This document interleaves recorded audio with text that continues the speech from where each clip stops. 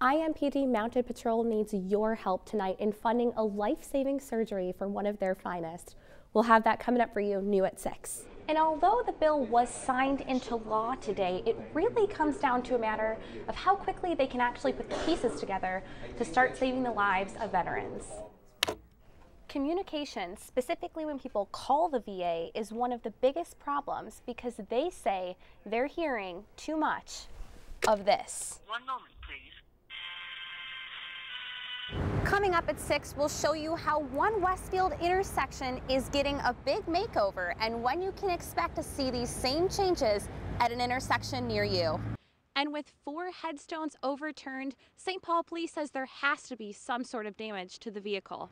School officials say they're looking into the incident after parents say their children came home telling them they were duct taped during a classroom activity. Medical experts say the surgery is an aggressive approach to preventing cancer, and it isn't for everyone. But for some, it can provide a source of hope. And although this breach is a little different than others in the past, there are still ways you can protect yourself online. It's like a euphoria almost. Jamie Bender says the first time she tried heroin, she was hooked. I know the first time I used it, I wanted to keep using.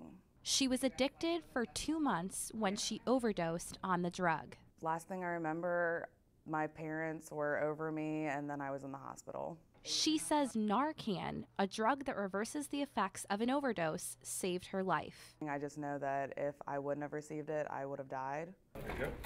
Today, the East District of IMPD was trained on exactly how to administer this life-saving drug. And then what you're going to do is you're going to screw that in there. The training is part of a pilot program rolled out in the Southeast District last year. Start at 0. You're going to put it in the nostril on one side. The program was a huge success, with the Narcan used 48 times during the trial period. And all 48 cases, the person lived. And in 24 of those cases, the doctor said that had the police not issued the Narcan when they did, that individual would have died. Which left us questioning, why wasn't the program expanded earlier? Everything goes through a trial and use procedure. We had to get through that. We're there now, we have it, and we're hitting the street with it today. Today, Bender is 9.5 months sober, but she says that even though Narcan can be life-saving, it's only the first step in the road to recovery. I feel like you can only use the Narcan so many times before somebody's not going to be able to get there in time. In Westchester, Ohio. Alyssa Paldo, 24-hour News 8. They're not only my concerns, they're concerns of other veterans around me. These concerns are what brought Raymond Brown out to the town hall meeting held at the Rowdebush VA Medical Center Thursday. They can get around it. It's obvious that Brown has a serious problem with the VA. He says he had a procedure done at Eskenazi Health, which was fine, but he got stuck with the bill afterwards, not the VA. I said, why do you want my Medicare? I said, it's covered by VA. I'm sitting over here by the VA. Well, we have to have your Medicare card.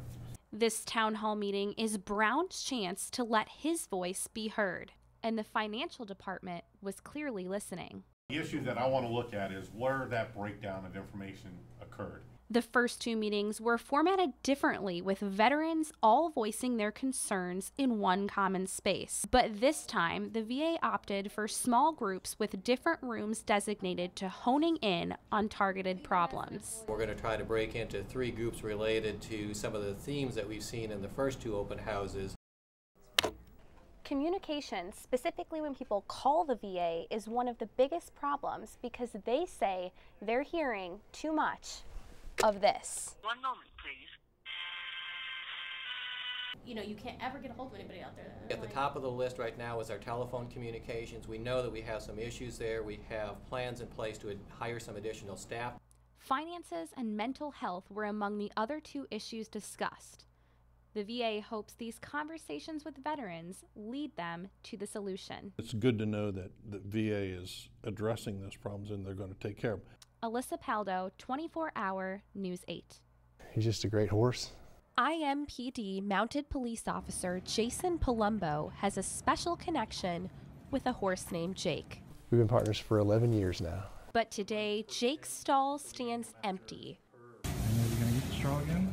Jake was transported to Purdue, seen here being prepped for a life-saving surgery. The 13-year-old patrol horse is battling his third bout of skin cancer. We tried a topical cream and it started going away, but then it's coming back even more now. There are 6 other mounted patrol horses seen here out grazing, awaiting the return of one of their fellow service members. They'll stay up there for 5 to 7 days for the initial recovery.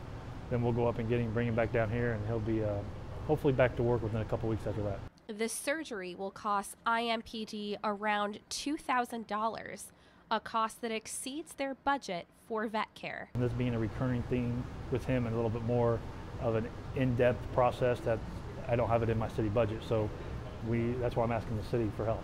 IMPD is looking to the community to step up and support the horse that they say is an integral part of the department. Dependable, reliable, sturdy horse it's really why we want to get this done.